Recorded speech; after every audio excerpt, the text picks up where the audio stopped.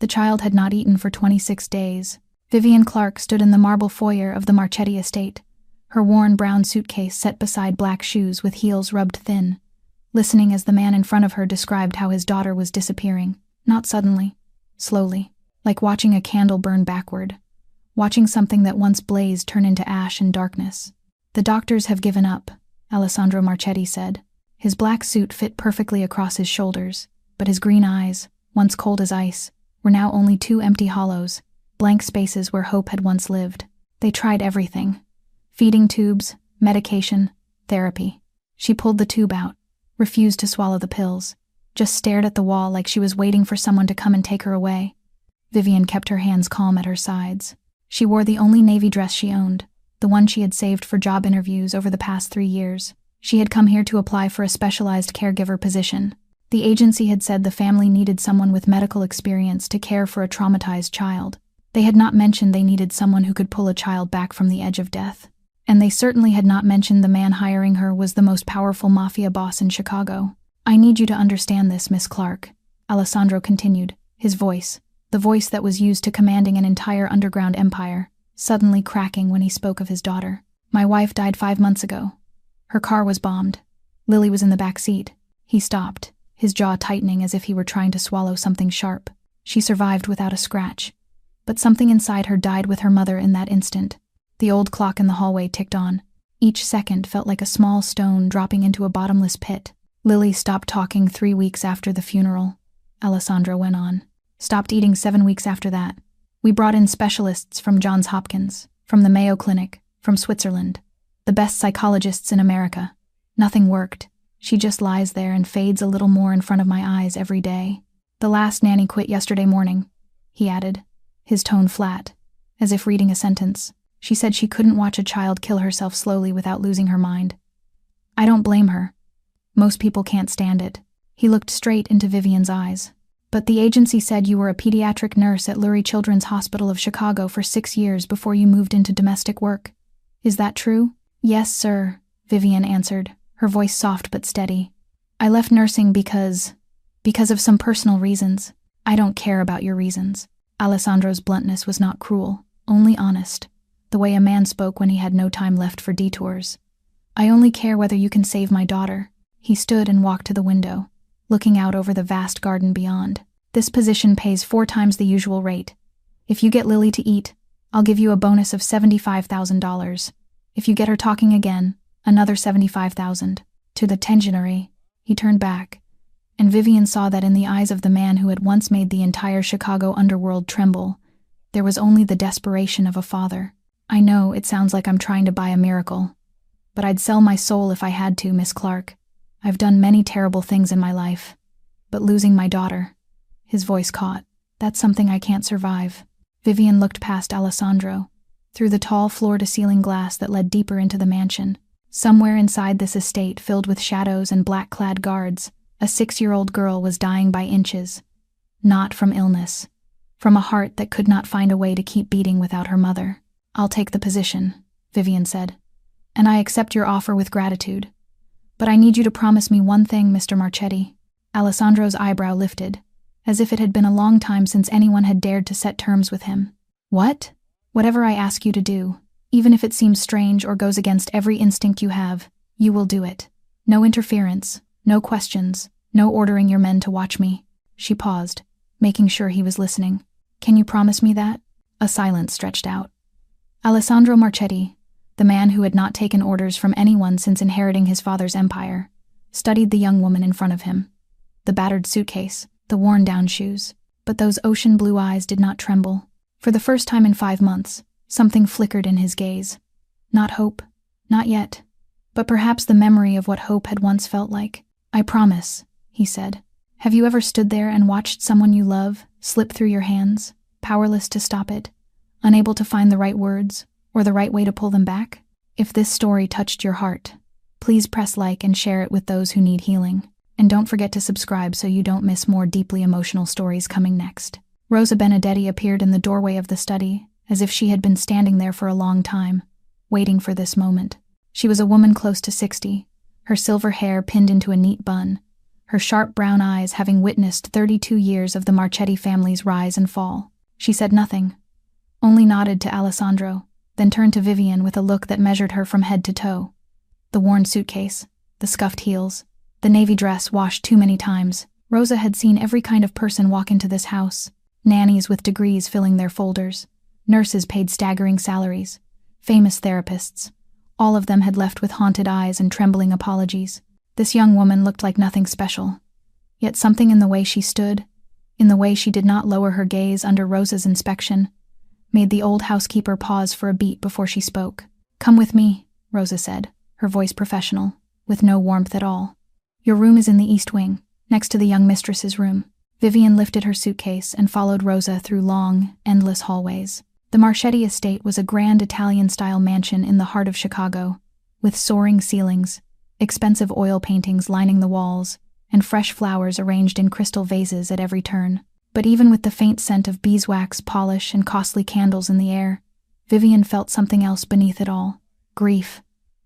It clung to the walls like dampness, making everything heavier, darker. The light from the crystal chandeliers did not seem strong enough to pierce the invisible shadow hanging over this house. They passed 2 men in black suits standing guard at the top of the stairs, then another in the second-floor hallway, and another at the corner of the east wing. Each had the rigid presence of someone who could kill without blinking. Yet when they saw Rosa, they dipped their heads with respect. Vivian realized she had stepped into an entirely different world, a world where violence and death were only a nod away. "I have to warn you," Rosa said as they climbed the curved staircase, her voice lowering. "The 3 nannies before you didn't last." She paused, turning to look at Vivian. "One tried to force the young mistress to eat."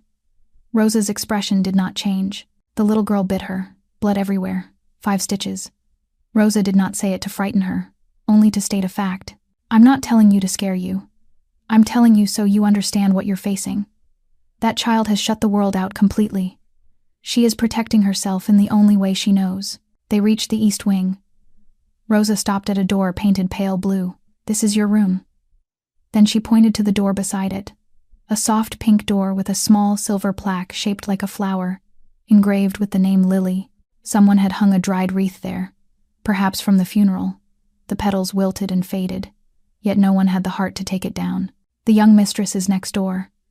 A nurse monitors her vitals during the day, but she leaves at 6 in the evening. After that, you are the only one nearby." Vivian set her suitcase down and looked at the pink door. She pictured the room behind it. She pictured a child lying alone in the dark, waiting for something she might not even know how to name. Maybe death, maybe her mother, maybe only the end of pain. "May I see her now?" Vivian asked. Rosa studied her for a long moment, the sharpness in her eyes softening slightly. "Do you truly think you can help her?" "I don't know," Vivian said honestly, "but I will try." Rosa fell silent for a moment, then nodded. "Come with me." She knocked gently on the pink door, then opened it without waiting for an answer, because both of them knew there would be no answer at all. The room had once been a paradise for a little princess. The walls were painted a soft blush pink, patterned with golden butterflies in flight. Ballet slippers hung on the wall like pieces of art. Tutu dresses in every color were folded neatly inside a lit glass wardrobe. Stuffed bears, dolls, and building toys sat on shelves, on chairs, on the windowsill. A 3-story dollhouse stood in the corner, arranged perfectly down to the smallest detail. Picture books were stacked in tidy piles on a small table by the window. Everything was beautiful, sparkling, expensive, and yet everything wore a thin layer of dust, as if no one had touched a thing in a long time, as if time in this room had stopped months ago. And in the middle of the enormous bed draped with a canopy of white gauze, amid a mountain of pillows and quilts, Vivian saw the girl, or rather, she saw what was left of a child. Lily Marchetti lay motionless, her back propped against stacked pillows, her long black hair like her father's spread across the white sheets like spilled ink on paper. Her skin was so pale it was nearly translucent, and Vivian could see blue veins threading beneath that fragile surface. Her cheekbones jutted sharp on a face that had once been round. Her arms, thin as twigs, rested still atop the blanket, an intravenous line fixed in a vein. Clear tubing leading to a bag of fluid hanging from a tall stand beside the bed. But what made Vivian have to fight the urge to draw a sharp breath was the eyes. Eyes the warm brown of her mother's, Alessandro had said, but now they looked at nothing at all. They were open and empty. They aimed at a point somewhere in midair, A place only Lily could see, maybe where her mother was. Maybe nowhere. Maybe those two things were the same. A woman in purple scrubs rose from the chair by the bed when they entered, relief flashing across her tired face. "You're the new one?" she asked, her voice a little rough. "I'm Amanda. I've been on day shift since the head nurse quit last week." She glanced at Lily, then back at Vivian with an expression that was both sympathetic and warning. "Dr. Webb wants to admit her to the hospital, but Mr. Marchetti won't allow it. He thinks it would frighten her even more." Amanda did not say anything else, but Vivian understood what she meant. More frightened, as if this child could be frightened by anything more. After watching her mother die right in front of her, Vivian did not go straight to the bed. Instead, she walked slowly to the large window that overlooked the back garden, her movements gentle and non-threatening, the way she used to approach panicked children in the pediatric emergency room. She stood there for a moment, looking out at the vast garden where white lilies were blooming in the afternoon sun. The grounds were kept perfectly, professionally, and yet they were empty. No children's footsteps, no laughter, only white blossoms swaying in the wind like silent ghosts. "Hello, Lily," Vivian said softly, still not turning around. "I'm Vivian. I'll be here for a while." She paused, letting the words settle into the quiet air. "I used to work with children in the hospital, and I know you're probably tired of doctors and nurses by now, but I didn't come here to stick needles in you, or force you to do anything you don't want."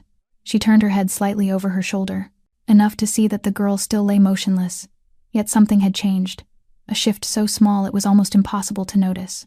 "I'm only here to be with you, if you want, or to not be with you if you don't. It's your choice." End quote. Lily did not respond. She did not move. She did not blink. But in that brief instant, those empty brown eyes shifted, just a little, toward Vivian. Then, they turned away again. But it was enough. It was the beginning. Vivian remained standing by the window, her back turned toward the bed where Lily lay motionless. She did not rush.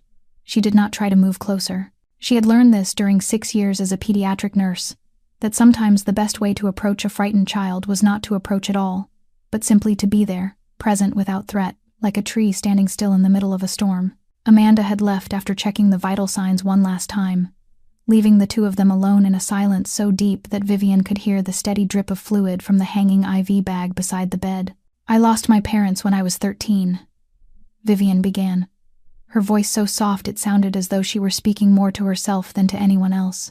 "A plane crash. They were both traveling for work together, the first trip where they left me at home alone with my grandmother." She paused, her fingers brushing the cold glass of the window without thinking. "I was the only one in the family who did not board that flight. Sometimes I still ask myself why they went and I stayed, why fate chose to separate us that way." Behind her, there was no sound. But Vivian felt something shift in the air, a subtle change, as if the room itself were listening. "After they died, I thought the world had ended," Vivian went on. "I remember sitting in my room for days, not eating, not sleeping, just staring at the family photo on the wall, and trying to understand why everything had suddenly become so meaningless. Food tasted like sand, sunlight hurt my head, other people's laughter sounded like harsh noise." She turned around then, looking directly at Lily for the first time. The girl's brown eyes were still fixed ahead, but Vivian noticed something small that someone else might have missed. Lily's eyelids fluttered slightly, as if she were struggling not to look toward the source of the voice. "I understand that feeling, Lily. The feeling when the world suddenly loses its color, when everything that once mattered turns empty."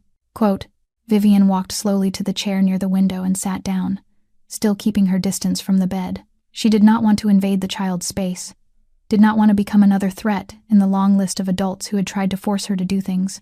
"I used to think that if I stopped eating, stopped living, maybe I would see them again," Vivian said, her voice trembling as she touched an old wound she had kept hidden for 15 years. "I thought if I disappeared, maybe the pain would disappear with me. Maybe I would wake up somewhere my parents were waiting, and everything would be normal again." She gave a small, sad smile, filled with self-mockery, but that did not happen. "I still woke up every morning. I still had to face an empty house. I still had to learn how to breathe when my chest felt crushed by the weight of the world." Lily did not move. She did not speak. But Vivian noticed that the little finger resting on the blanket, thin and fragile, curled slightly, as if grasping something invisible. "I am not saying these things to tell you what you should do," Vivian said gently. "I am not saying them to make you eat or talk. I only want you to know that there is someone who understands. Someone who has stood where you are standing now, who has looked into that abyss and wondered whether to take another step forward or not. She stood up, just as gently as she had sat down. I will be in the room next door if you need me. Anytime, day or night. You do not have to say anything. You do not have to do anything. Just know that someone is here. She walked toward the door, but before leaving, she turned back one more time, and this time, she saw what she had been hoping for. Lily's brown eyes had shifted, looking straight at her, only for a brief moment, then they turned away again. Rosa was standing in the hallway when Vivian stepped out, the housekeeper's eyes wide. You are the first person she has looked at, Rosa whispered, her voice shaking. Since the funeral, you are the first. Vivian found her way down to the kitchen after Rosa pointed out the route, crossing long corridors washed in pale golden light, with family portraits lining the walls. She stopped for a moment in front of the largest one, a photograph of a beautiful woman with long, glossy black hair, holding a little girl of about 4, both of them smiling brightly, their eyes sparkling with happiness. Serena Marchetti. Vivian recognized her at once by those warm brown eyes, the same eyes that had become empty on Lily's face. Vivian stood there for a long time, staring at the smile of the woman who was gone, trying to imagine what life in this house had been like before tragedy came. The kitchen was far larger and brighter than the rest of the mansion, with copper pots hanging from racks and the scent of fresh herbs in the air. A woman around 34, brown hair pulled into a high ponytail, a red apron tied at her waist, stood at the stove stirring a pot of soup. She turned at the sound of footsteps, surprise flickering across her face before she smiled. You're the new one? She asked. I'm Francesca, but everyone calls me Frankie. I'm the head cook here. Her voice was warm, touched with a distinct Italian lilt. Do you want something to eat? I just finished chicken soup. Vivian nodded and sat on a tall stool beside the kitchen island, accepting the steaming bowl Frankie handed her. Thank you. I'm Vivian. I know, Frankie said, sitting across from her. News travels fast in this house. You're the 4th one in 3 months. Sadness crossed her eyes at the mention of that number. Have you met the little girl yet? Just now. Frankie let out a long breath, her hands folding together on the tabletop. Lily wasn't like this before. She used to be the happiest child I've ever seen, running all over the house, doing ballet in the living room, sneaking down to the kitchen to steal cookies and help me decorate birthday cakes. Her eyes filled with tears. Her favorite thing was making pancakes with her mother every Sunday morning. Serena, my former mistress, she was a professional ballet dancer before she married. She taught Lily to dance every day, and the two of them would perform for the whole house on the weekends. Frankie paused, her voice tightening. Now I cook Lily's favorites every day: pasta, tiramisu, chocolate cake. But everything goes cold and gets thrown away. Not a single bite is touched. What happened that day? Vivian asked softly. I know it was an accident, but Frankie looked down at her hands. That day was Lily's ballet recital. Serena drove her there. Mr. Marchetti was supposed to go with them, but there was an emergency meeting. She stopped, drawing in a deep breath. The bomb was planted under the car. They say it was meant for the boss, but he wasn't in the car that day. Frankie's voice trembled. Serena was in the driver's seat. Lily was in the back. When the bomb went off, Lily saw everything. Her mother died right in front of her, and the little girl didn't have a scratch. Silence settled over the kitchen. Vivian felt her chest tighten as she pictured it. A 6-year-old child sitting in a blackened, burning car, watching the mother she adored turn into ashes. And Mr. Marchetti? Vivian asked. After his wife died? Frankie shook her head slowly. He blames himself every day. If he had been in the car that day, Serena would still be alive. He works 20 hours a day, doesn't sleep, doesn't eat, like he's punishing himself. She looked at Vivian with red-rimmed eyes. And now he has to watch his daughter die a little more each day, and he can't do anything. I think he's dying along with Lily. Just slower, in Tel's process. That night, Vivian lay on an unfamiliar bed in an unfamiliar room, staring up at the ceiling in the dark. Through the wall, she listened, waiting for any sound from the room next door. Crying, a call for Mom, the steady breath of sleep, but there was only silence. Silence thick and heavy as lead. She closed her eyes and whispered the prayer her grandmother had taught her years before. Please give me patience, give me strength, and please help that child find her way back to the light. The sound woke Vivian at 2 a.m, not crying, not a call for help, but something even more frightening. Ragged, frantic, choking breaths, seeping through the thin wall between the 2 rooms. She shot up from bed at once, 6 years of pediatric nursing making her body react before her mind could fully catch up. She threw on her cardigan and hurried into the hallway, pushing open the pink door, which was not locked.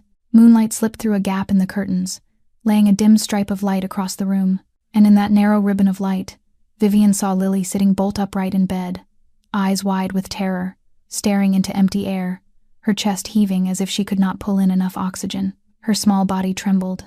Sweat soaked her black hair, plastering it to her forehead. Thin fingers clawed at the blanket so hard her knuckles had gone white.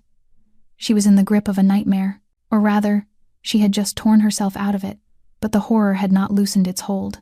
Vivian did not rush in. She did not shout. She did not try to shake the girl awake or pull her into an embrace, the way any adult's instinct might demand. Instead, she moved slowly to the chair beside the bed and sat down, keeping a careful distance, close enough for Lily to see her, far enough that she would not feel invaded. Vivian remembered the children in the emergency room, the ones who had lived through unthinkable trauma, the way they flinched when someone came too close, the way they screamed when touched. Lily had been through hell. The last thing she needed was a stranger storming in and forcing her to calm down. "Lily," Vivian said softly, her voice low and steady, like rain tapping on a roof. "You do not have to say anything. You do not have to do anything. I am just sitting here." She paused, letting the words settle into the stillness. "You can be afraid for as long as you want. I am not going anywhere." Lily did not look at her. Her eyes stayed locked on the space in front of her, where the nightmare was perhaps still projecting its terrible images. Her breathing was still fast, her chest still rising and falling hard, but the choking gasps began to slow, just a little, as if Vivian's quiet presence were slowly soaking in. They sat like that for an hour. Vivian said nothing more. She did not move. She did not try to close the distance. She simply stayed, present and patient, like a small lamp glowing in the dark. Gradually, Lily's breathing eased, her tiny shoulders lowered, the fingers gripping the blanket began to loosen.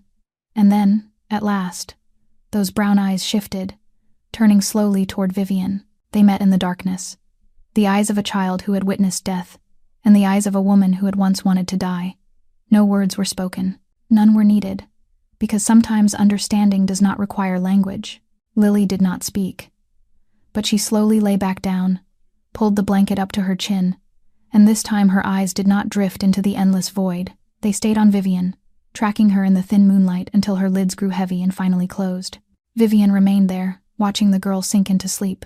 This time it was real sleep, not the stillness that resembled death, the stillness Vivian had seen earlier that afternoon. She rose carefully, intending to leave, and then she noticed someone standing in the doorway. Alessandro Marchetti, still in his black suit, leaning against the frame as he looked into his daughter's room. In the darkness, Vivian could not make out his expression, but she could feel his gaze following every movement she made. "What did you do?" he asked, his voice a whisper, yet there was something different in it. Not accusation, real curiosity. "Nothing," Vivian answered.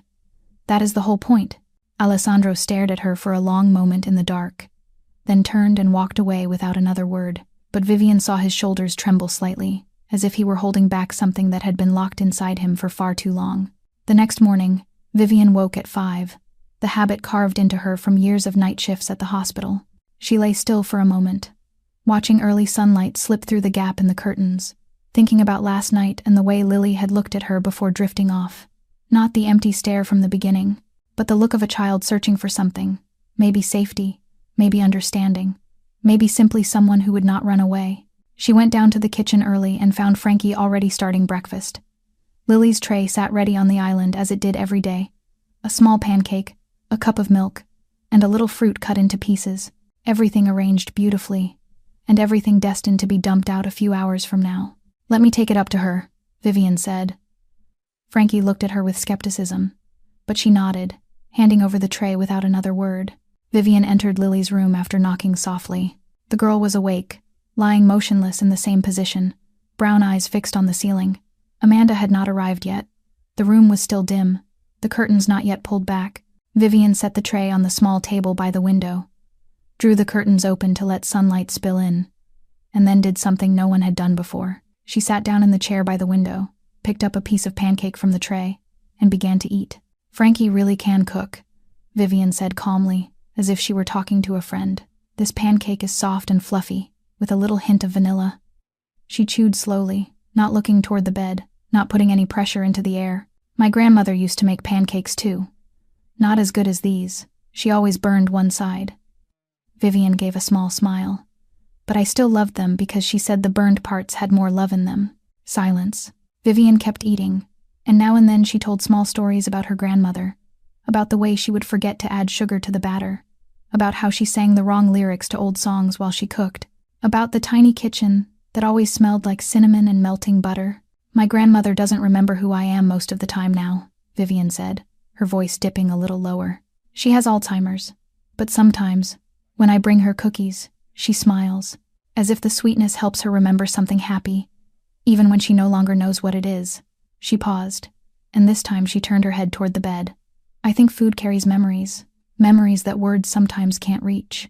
Lily still did not move, but Vivian noticed the girl's head had tilted slightly in her direction, ears listening even though the eyes still refused to look. Did your grandmother ever cook for you? Vivian asked softly, not expecting an answer. Then she shifted. Or your mother. What was your favorite? The thing your mother used to make for you. The silence stretched. 1 minute. 2. Vivian did not push. She simply stayed there, finishing the rest of the pancake slowly, letting the quiet do its work. Then, like a breath of wind slipping through a sealed room, a voice appeared. Rough, thin, as if the throat had forgotten how to function after months of disuse. Pancakes. Vivian almost dropped the fork in her hand. She had to fight down every instinct, not to gasp, not to whip around, not to let a single crack show in her face that would reveal how immense this moment was. Instead, she only gave a small nod, her voice still steady, as if nothing extraordinary had happened. Pancakes? What kind? Chocolate chips? Or blueberries? Silence again, for a little while. Then that hoarse voice came once more, struggling to form the words. Mom made butterfly-shaped pancakes, every Sunday morning. In again, 2 sentences. 14 words. The first words Lily Marchetti had spoken in 4 months, and Vivian knew, even with a long road still ahead, the door had opened a crack. Vivian set the fork down as gently as she could, her heart beating so fast she was afraid Lily might hear it in the stillness of the room. She did not turn too quickly. She did not let the swell of emotion in her chest show on her face.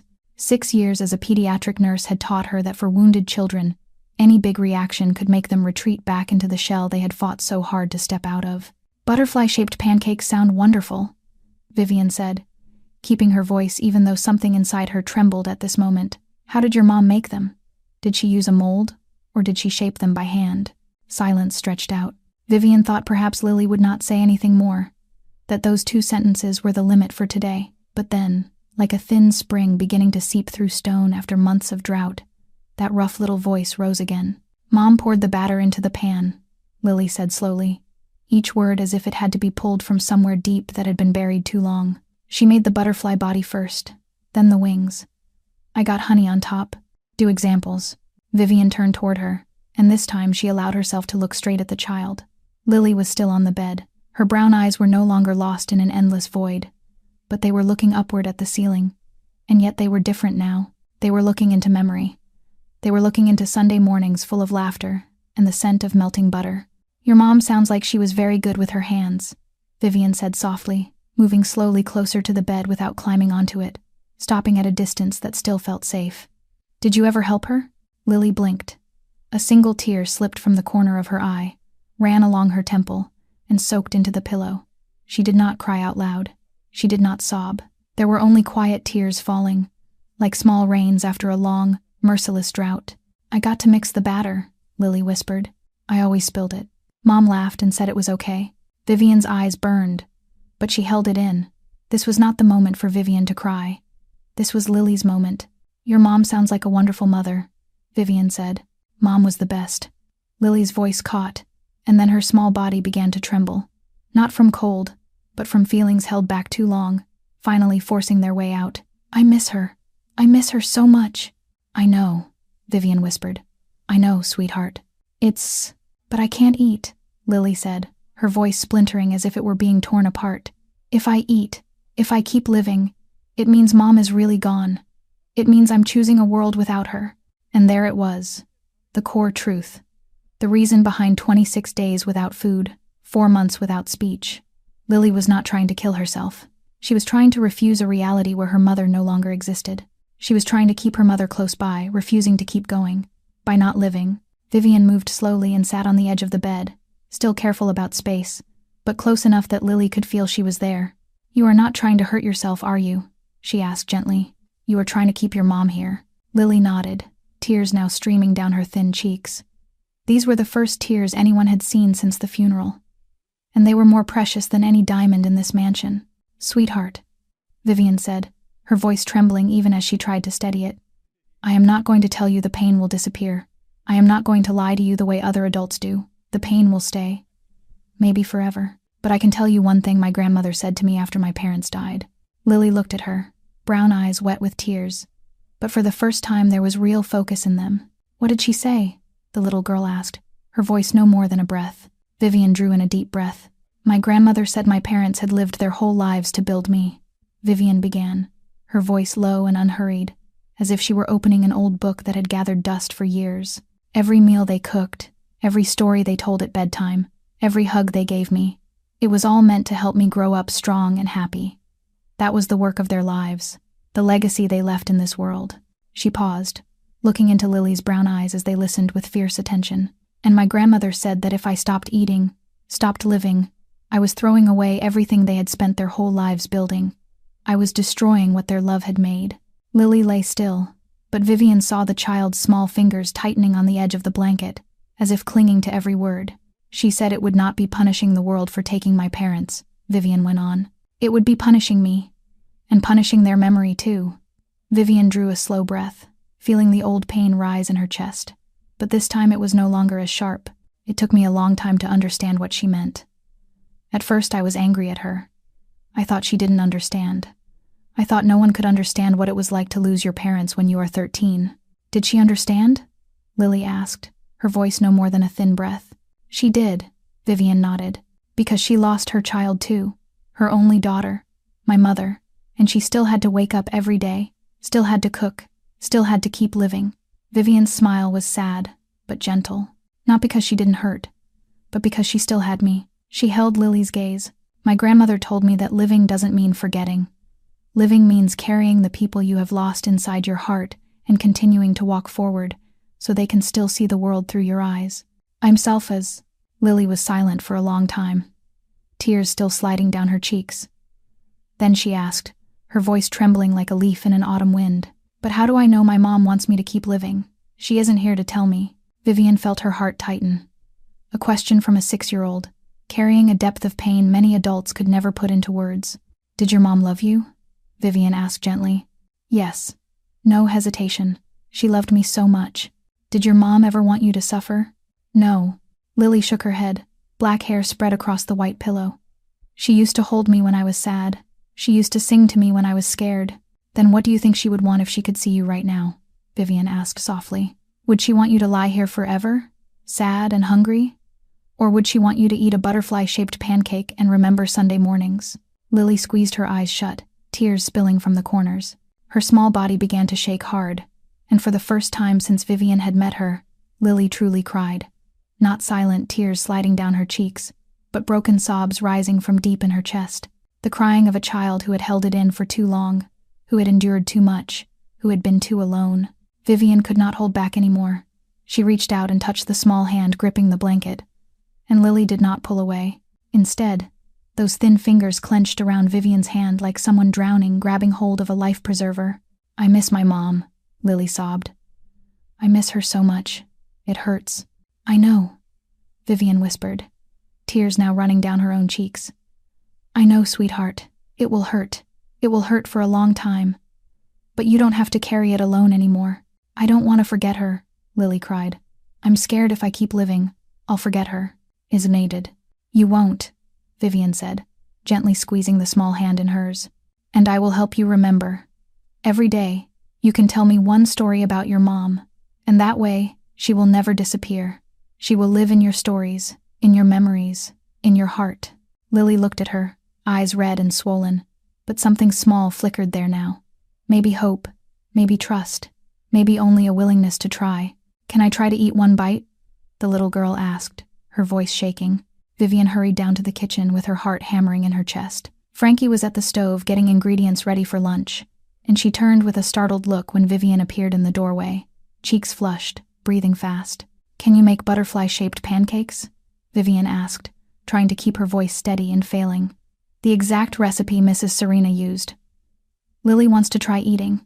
The wooden ladle in Frankie's hand clattered to the floor. Her eyes went wide, then brimmed, and then she turned away and began pulling flour, eggs, and milk from the refrigerator with hands that trembled.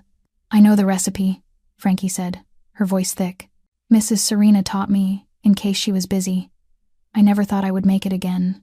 15 minutes later, Vivian returned to Lily's room carrying a small plate. In the center lay a butterfly-shaped pancake, perfect, with a rounded body and wings spread on either side, honey drizzled over the top, glowing in the sunlight coming through the window. The scent of butter and vanilla drifted through the room. Lily was sitting up, for the first time since Vivian had arrived, propped against a mound of pillows. She still looked small and frail, collarbones sharp beneath the thin fabric of her nightgown, but those brown eyes were no longer empty. They watched the pancake in Vivian's hands with an expression that was hard to name, something between longing and fear. Vivian set the plate on the small table beside the bed, not placing it directly into Lily's hands, not creating any pressure at all. "Frankie made it," she said softly. She said Mrs. Serena taught her this recipe. Lily stared at the pancake for a long time. Then she reached out, fingers thin as matchsticks shaking as they touched the edge of the plate. She did not pick up a fork. She tore off a tiny corner of one wing with her hand, a piece so small it was almost invisible. She brought it to her mouth, and Vivian saw the child's whole body go rigid, as if bracing for something painful. Lily chewed, slowly, with effort, as if every movement of her jaw demanded something extraordinary. Tears began to slide down her cheeks as she chewed, but she did not stop. She swallowed, and that was the first bite of food in 26 days. "Tastes like Mom's," Lily whispered, her voice breaking. "Almost. No one can make it exactly like your mom," Vivian said gently. But Frankie tried her best. Lily tore off another small piece, then another. She ate slowly, bite by bite, tears still falling, but she did not stop. When she had eaten about a quarter of the pancake, she pushed the plate away and shook her head. "I'm full." "You did so well," Vivian said, her voice trembling with emotion even as she tried to hold it back. "Your mom would be very proud." Lily looked at her, eyes red and wet, but something new lived there now, a small glimmer of light in the dark. "Do you really think so?" "I'm sure." Quick footsteps rushed down the hallway, and then the door flew open. Alessandro stood in the doorway, his vest askew, his tie loosened, his black hair in disarray, as if he had run up from downstairs. Rosa stood behind him, eyes red, one hand covering her mouth. Alessandro's gaze swept from Lily to the plate with the half-eaten pancake, then back to his daughter. "Lily," he whispered, his voice strangled. "I ate, Daddy," Lily said, very small, just a little. Alessandro stepped into the room. His knees looked as if they might give out, but he forced himself to stay upright. The most powerful Mafia boss in Chicago, the man the entire underworld feared, stood in the middle of a pink princess room with tears in his eyes, unable to speak. Then he dropped to his knees beside his daughter's bed, took Lily's small hand in his, and cried. No loud sobs, only quiet tears falling onto the back of his daughter's hand, the breaking open of a father who had believed he was about to lose the last thing he treasured. "My girl," he whispered. "My girl." Vivian backed toward the door, giving father and daughter their space. But before she stepped into the hallway, she caught Alessandro's eyes over Lily's shoulder. In those green eyes, for the first time, she saw something other than despair. Hope.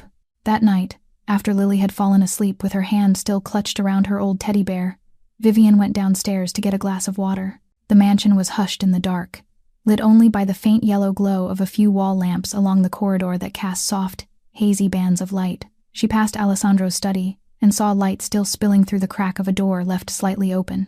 She meant to keep walking, but his voice stopped her. "Miss Clark, could you come in here for a moment?" Vivian pushed the door and stepped inside.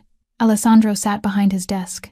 In front of him was a glass of whiskey, half gone, and a picture frame turned face down on the desktop. He had taken off his suit jacket, leaving only a white dress shirt with the sleeves rolled up to his elbows, revealing an intricate tattoo running along his forearm. He looked exhausted and older than he had in daylight, as if the darkness allowed him to set down the mask he had to wear for everyone else. "Sit," he said, gesturing to the leather chair across from him. Vivian sat, back straight, hands resting on her lap. She did not know what to expect from this conversation. "How did you do it?" Alessandro asked, his voice rough. "The best specialists, the most famous therapists, they came here with impressive credentials and left with apologies. And you've been here less than 3 days and my daughter 8. She spoke. She cried." He stared at her as if trying to solve an impossible riddle. "What did you do?" Vivian was quiet for a moment, choosing her words. "I didn't try to fix Lily," she said slowly. "I didn't come with the goal of forcing her to eat or talk. I simply sat with her in the dark and waited until she was ready to see the light." Alessandro lifted his whiskey, swirling it in his hand, but he did not drink. "It sounds too simple." "Sometimes the simplest things are the hardest to do," Vivian replied. "Everyone who came here wanted to help Lily, but they came with plans and goals. They wanted her to do this, to say that, to respond the way they expected. Lily could feel that pressure, and she has already endured too much." Alessandro set the glass down on the desk, his eyes distant. "I put pressure on her too, didn't I? Every time I walked into her room and begged her to eat. Every time I cried and asked her why she wouldn't talk to her father." He gave a bitter little laugh. "I run an empire. I've faced enemies who wanted me dead without flinching. But in front of my own daughter, I am completely helpless." "You are not helpless," Vivian said. "You love your daughter. That is the strongest thing you can give her." "It's Conda." Alessandro looked at her, his green eyes in the dim light searching for something. "Serena died because of me," he said, the words forced up from somewhere deep. "That bomb was meant for me.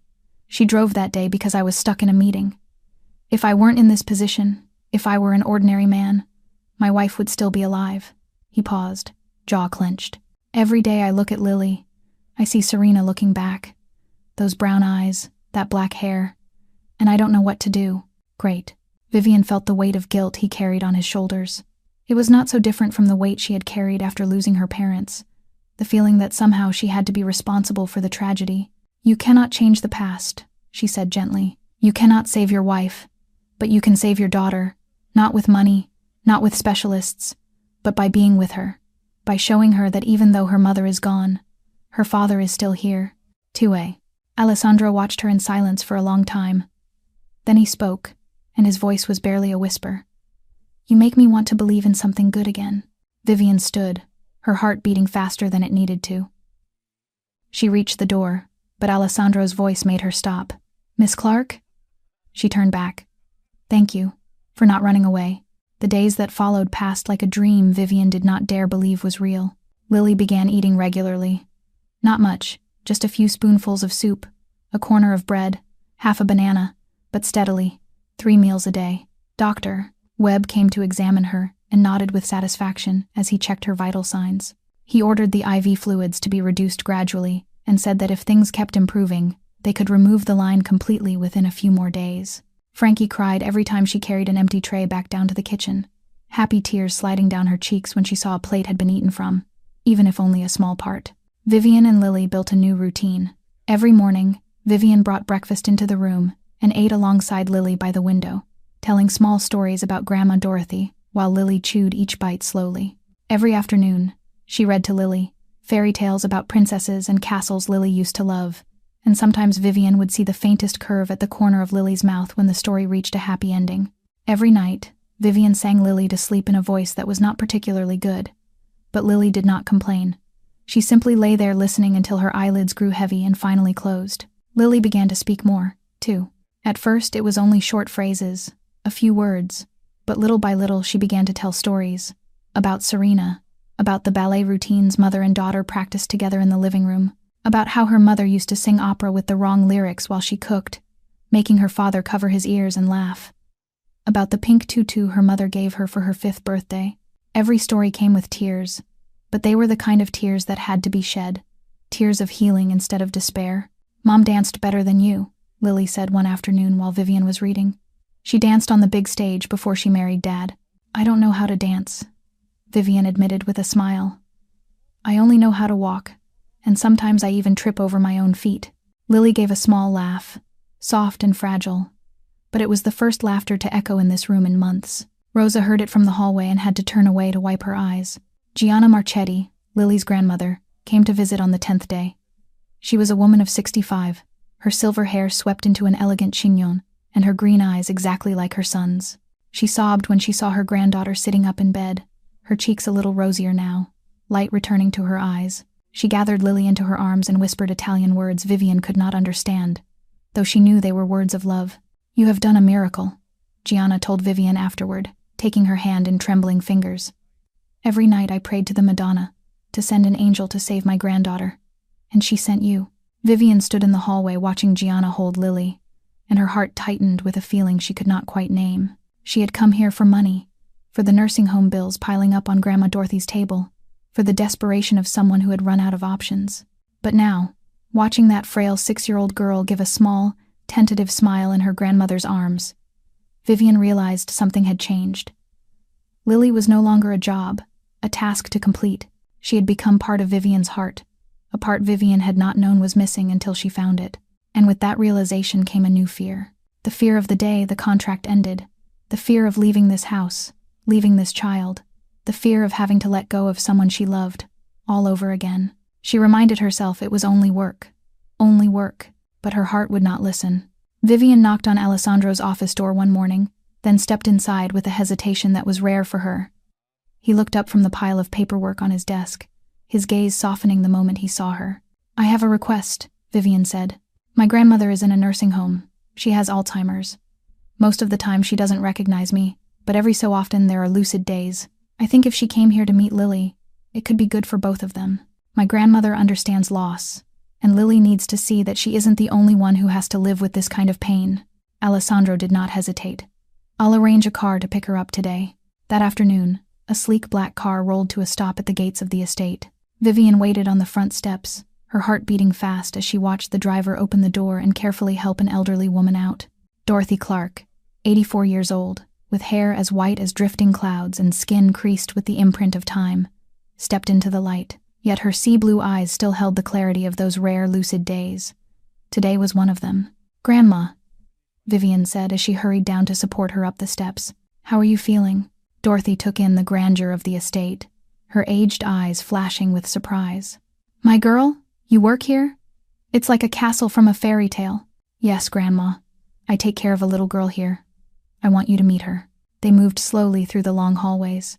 Dorothy had to stop and rest several times, her legs no longer strong the way they once were. When they entered Lily's room, the little girl was already sitting on the bed, her black hair neatly brushed by Vivian, her brown eyes curious as they studied the unfamiliar woman.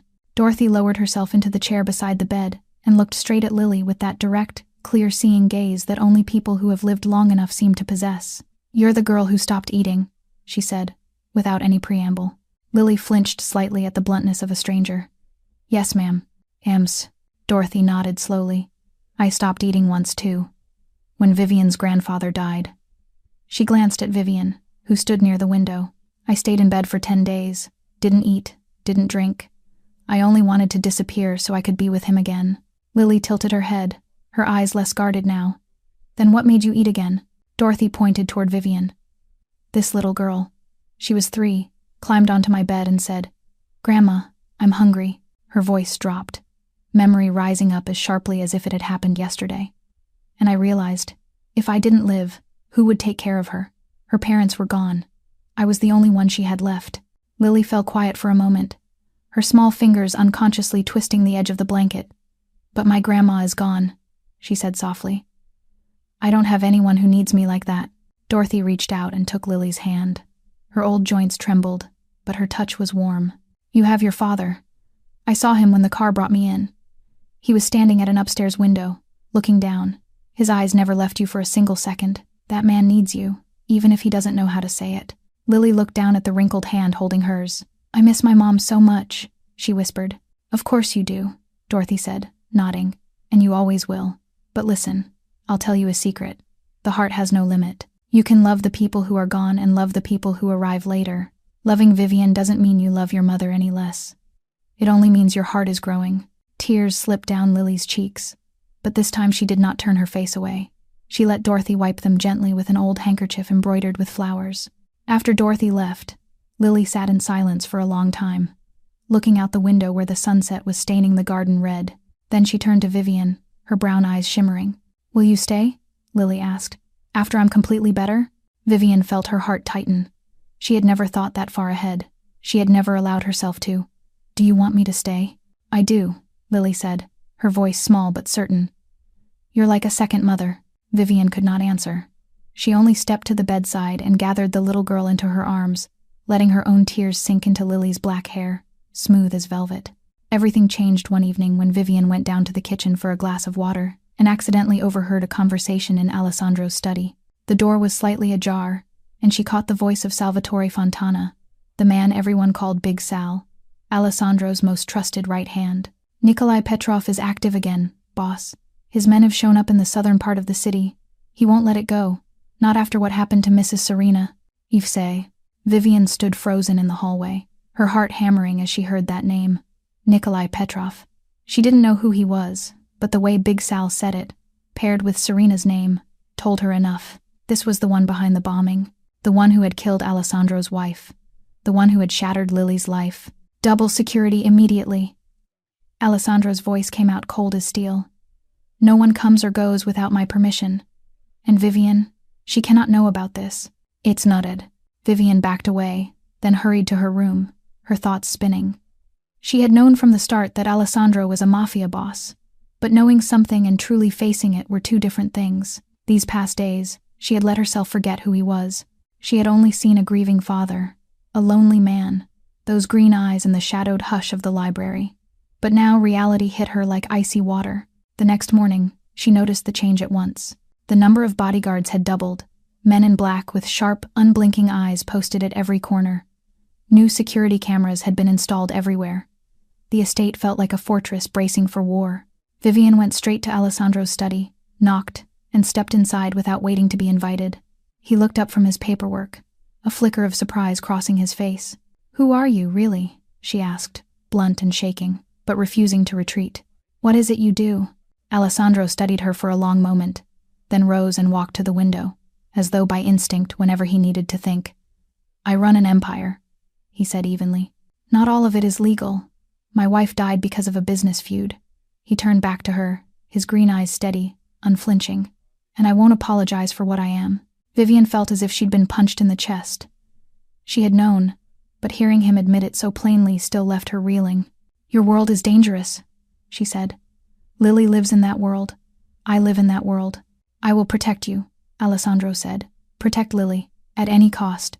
Vivian returned to her room and stood before the old suitcase still tucked into the corner of the closet.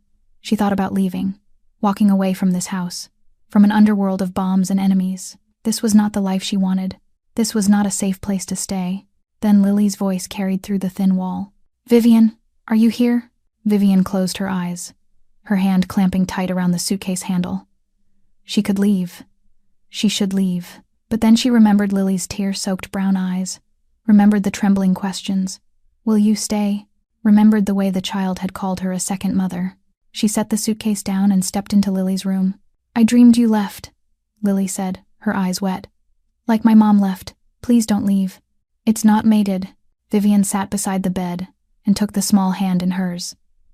"I'm not going anywhere," she said, her voice trembling, but certain. "I promise." And in that moment, she knew she had made a decision that would change everything. She would stay in this dark world, not for money, not for a contract, but for the 6-year-old who was gripping her hand, as if Vivian might vanish the instant she let go. Dr. Webb came by to examine her that morning, and for the first time in many months, he left with a smile on his face, instead of that familiar look of worry. "Her weight is stabilizing," he told Vivian in the hallway. "Her vital signs are much better. She's recovering." He looked at Vivian with a kind of respect. "I don't know what you've done, but it's working. Keep doing it." That afternoon, Lily made a request no one expected. "I want to go into the garden," she said, her voice small but firm. "The place with the white lily flowers. Mom planted them there." Vivian looked at her and saw something new in those brown eyes that had once been empty, a glimmer of light. "Are you sure? Do you have the strength for it?" "I want to try," Lily said. "I want to see Mom's flowers." Vivian called Alessandro, and he appeared within 5 minutes, still in his black suit, his tie perfectly knotted, but his green eyes lit with something she had never seen there before. Hope, joy, and perhaps even the fear that all of it might be nothing more than a dream. They helped Lily out of bed. She stood on trembling legs, muscles weakened after months of stillness. Alessandro stayed on one side, Vivian on the other, and together they moved slowly across the room, down the hallway, and toward the stairs. Each step Lily took was a small victory, a quiet declaration that she had chosen to live. Rosa stood at the foot of the staircase, one hand over her mouth, tears sliding down her cheeks. Frankie ran in from the kitchen and stopped, staring with eyes gone red and wet. Even the guards, stone-faced as they were, had to turn away for a moment. When they stepped out the back door, and the afternoon sun touched Lily's skin, she stopped and drew in a deep breath. "The smell of grass," she whispered. "The smell of flowers. I forgot what outside smells like. I don't." They walked slowly through the vast garden, past beds of deep red roses, past the fountain where water murmured and slipped over stone, until they reached a corner where white lilies bloomed in full under the sun. Lily stood rooted in place, tears gathering as she watched the pure white petals sway in the gentle breeze. "Mom planted these," she said, her voice thick with emotion. "She named me Lily because she said lilies are the purest flowers. I was Way." Alessandro knelt beside his daughter, one hand steady at her back. "Your mother said you were as pure as a lily," he said, his voice rough, "and she loved you more than all the flowers in the world put together." "I know," Lily whispered. "I love her too. Forever." They sat down on the stone bench beside the flower bed, the three of them together beneath the afternoon light. Lily leaned her head against her father's shoulder, her eyes still fixed on the white lilies. And then she asked a question that made both Vivian and Alessandro go still. "Dad, is Vivian pretty?" Alessandro blinked, clearly caught off guard. He glanced at Vivian, then back at his daughter. "Yes, sweetheart," he said slowly. "She's very pretty." Lily nodded, as though it confirmed what she had suspected for a long time. "I think Mom would like her," she said. "Mom always said the people with beautiful hearts are the most beautiful of all. Vivian has a beautiful heart." Quote, Vivian felt heat rush to her cheeks. She couldn't bring herself to look at Alessandro, but she could feel his gaze resting on her. After Lily grew tired and was brought back to her room to rest, Alessandro found Vivian in the hallway. "Lily likes you," he said. "She really likes you, not just as a caretaker." "I love her too," Vivian admitted, truly. "And me?" Alessandro asked, his voice dropping lower. Vivian went silent, not knowing how to answer, but her eyes said what her mouth could not. Alessandro took her hand, only for a brief moment. "I won't rush," he said, "but I don't want to pretend there's nothing happening here." He looked straight into her eyes. "Do you feel it too?" "I do," Vivian whispered. 3 months passed faster than Vivian ever imagined.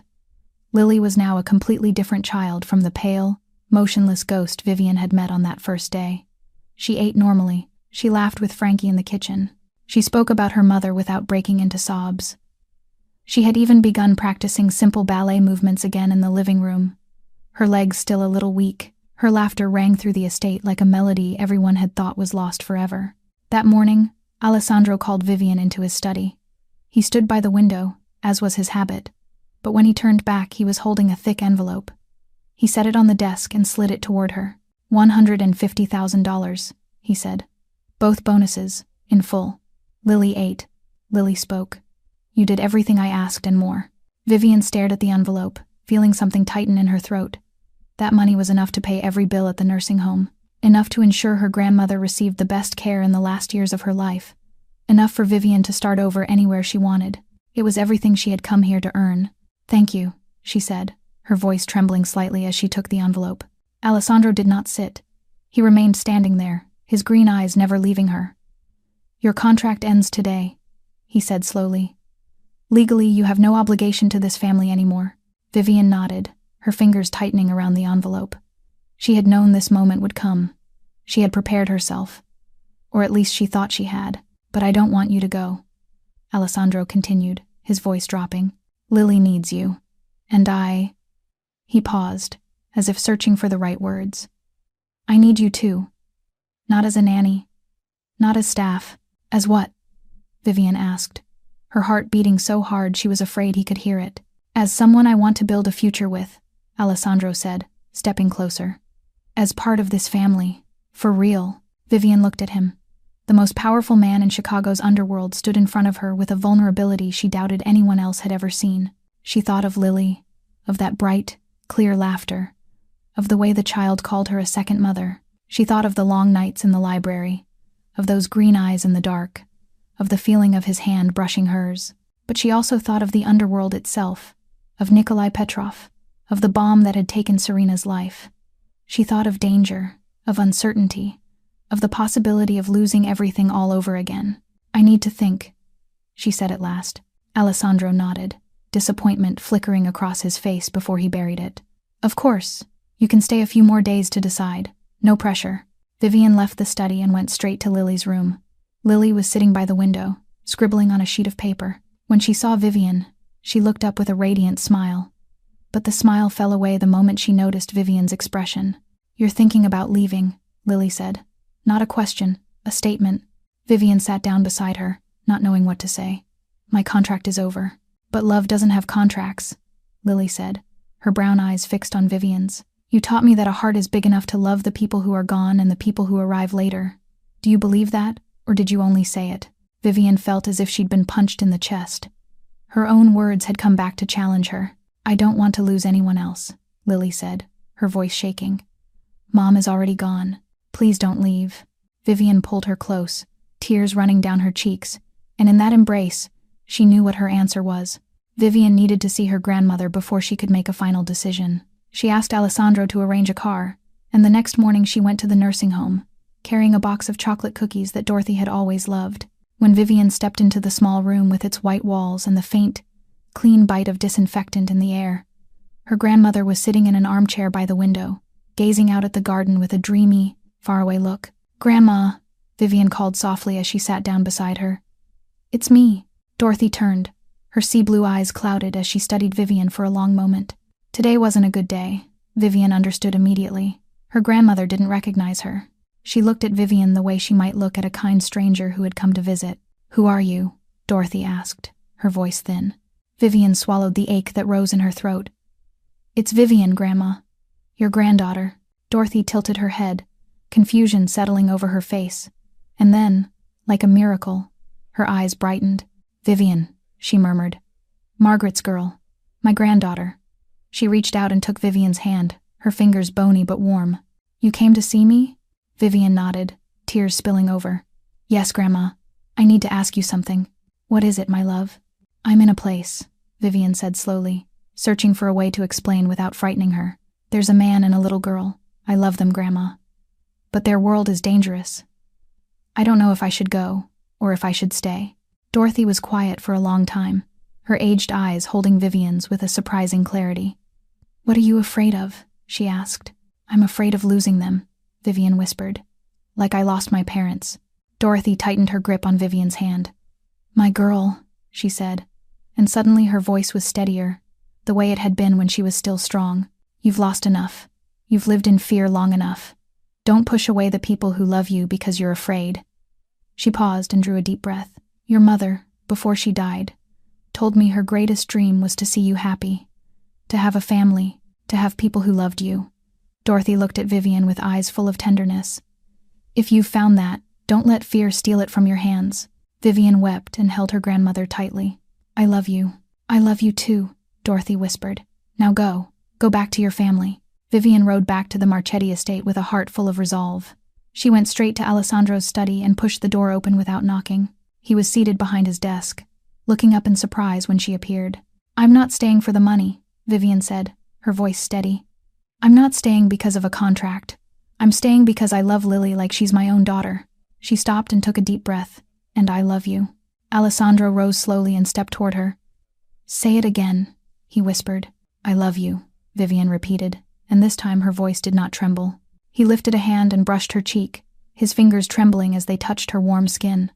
Then he bent and kissed her, gentle, shaking, full of promise.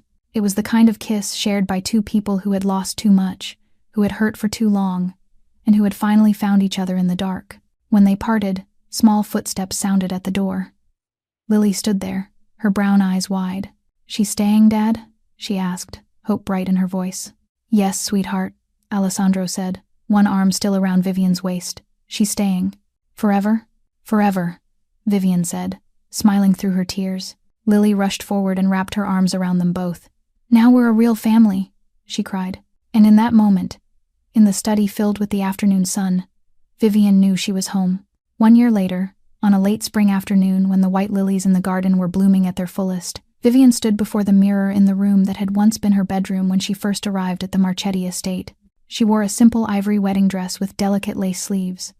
Her blonde hair was swept up, and a small white lily was pinned at her temple. The strand of pearls at her throat had belonged to her mother, the only thing left after the plane crash long ago, something her grandmother had kept for her for 15 years. "You look beautiful," Lily's voice came from the doorway. Vivian turned and saw the little girl standing there in a pale pink bridesmaid dress, her black hair braided into 2 neat plaits, tied off with white ribbons. Lily had grown so much in the past year. Color had returned to her cheeks, light had returned to her brown eyes, and most importantly, her smile had returned to her face every day. "You look beautiful too," Vivian said, bending to hug her. "Are you ready?" "I'm ready." Lily nodded, then tipped her head and asked, "Are you nervous?" "Yes," Vivian admitted, "very nervous." "Dad is nervous too," Lily said, as if sharing a secret. "I saw him pacing in his room since morning, and he keeps touching his collar." "It's not rage," Vivian laughed, imagining Alessandro Marchetti, the man who once made all of Chicago's underworld tremble, fretting like a young man before his first wedding. They held the ceremony in the garden, right beside the bed of white lilies Serena had planted. Alessandro wanted it that way, and Vivian agreed. This was not a replacement. This was a continuation. Serena was part of this family, would always be part of it, and Vivian never wanted to change that. There were not many guests, only the closest ones. Gianna sat in the front row in an elegant blue dress, her hand clenched around an embroidered handkerchief already soaked with tears. Beside her sat Dorothy. Today was one of the rare days she was lucid, her sea-blue eyes shining as she looked at her granddaughter.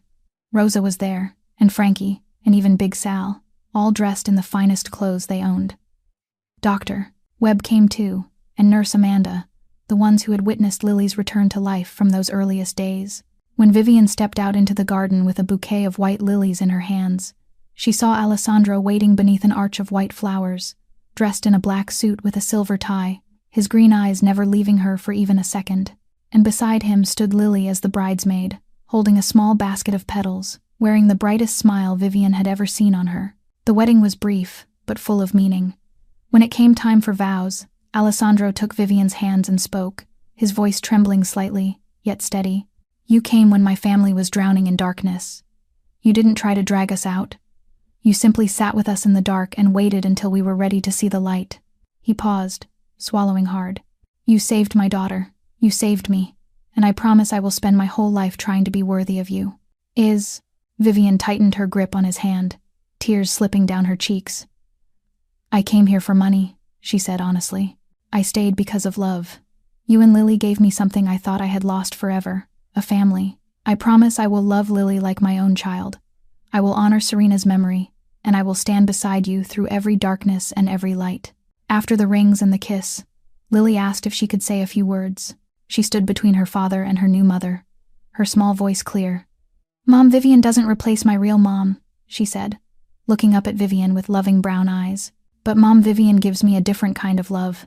Grandma Dorothy says a heart is big enough to love everyone. I believe that. I love my real mom. I love Mom Vivian. I love Dad. And now we are a family." No one had dry eyes after that. Gianna sobbed openly. Dorothy dabbed at her tears with an old handkerchief. Rosa had to turn away for a moment.